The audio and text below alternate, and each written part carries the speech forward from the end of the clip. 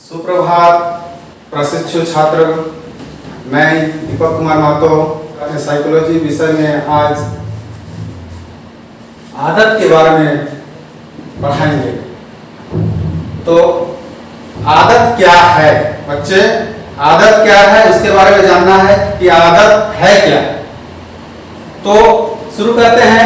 आदत एक सिखा हुआ कार्य या अर्जित व्यवहार है जो स्वतः होता है। जो कार्य हमें पहले कठिन जान पड़ता है वह सीखने के बाद सरल हो जाता है। हम उसकी पुनरावृत्ति जितना अधिक करते हैं उतना ही अधिक वह सरल होता जाता है और कुछ समय बाद हम उसे बिना ध्यान दिए, बिना सोचे समझे, बिना प्रयास किए ज्यों का त्यों करने लगते हैं। इस प्रकार के कार्य को आदत कहते हैं। जैसे उदाहरण में है, आप लोग देखे होंगे गांव में जाल बुनते हुए, घर में देखे होंगे महिला लोग स्वेटर बुनते हुए, या तो फिर टाइपिंग वो भी देखे होंगे। ये सब आदत के उदाहरण है, क्योंकि ये काम यानी जो भी काम हम लोग शुरू में करते हैं, प्रारंभ में करते हैं, तो हम लोग में बहुत सारे गलतियां दिखाई देती है और जैसे जैसे हम लोग उस काम को बार बार दोहराते हैं या पुनरावृत्ति करते हैं तो उस कार्य में गलतियां में कमी आने लगता है और एक समय ऐसा आ जाता है कि मतलब गलती की संख्या शून्य हो जाती है और हम लोग ज्यों का त्यों कर लेते हैं।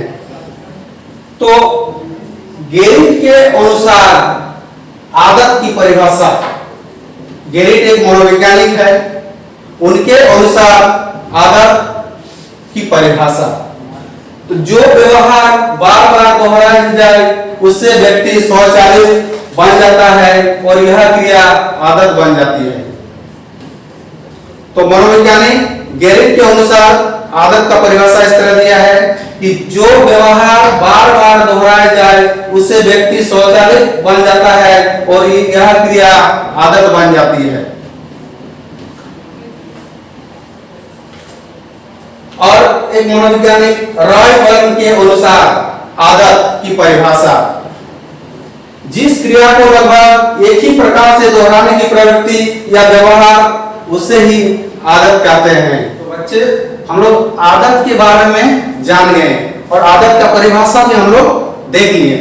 तो अब हम लोग आदत की विशेषताएं देखते हैं। आदत की क्या क्या विशेषताएं हैं।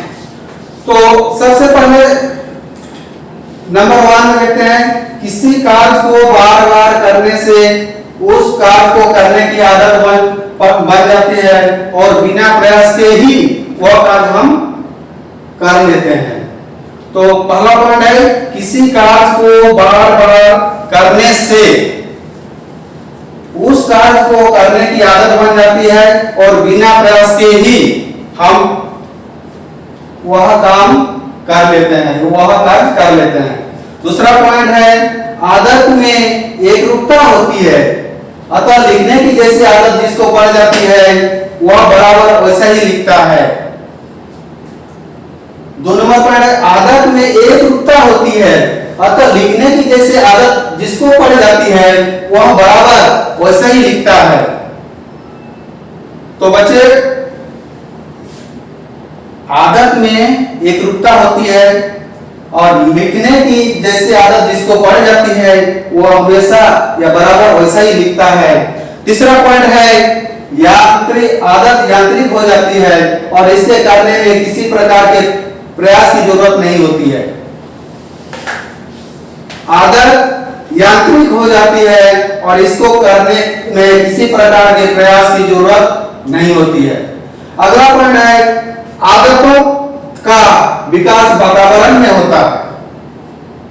आदतों का विकास वातावरण में होता है। जिस तरह का वातावरण रहेगा बच्चा उसी के अनुरूप आदत सीखते हैं। अगला पॉइंट है आदत वाले कार्य सरलता और सुगमता के साथ किए जाते हैं।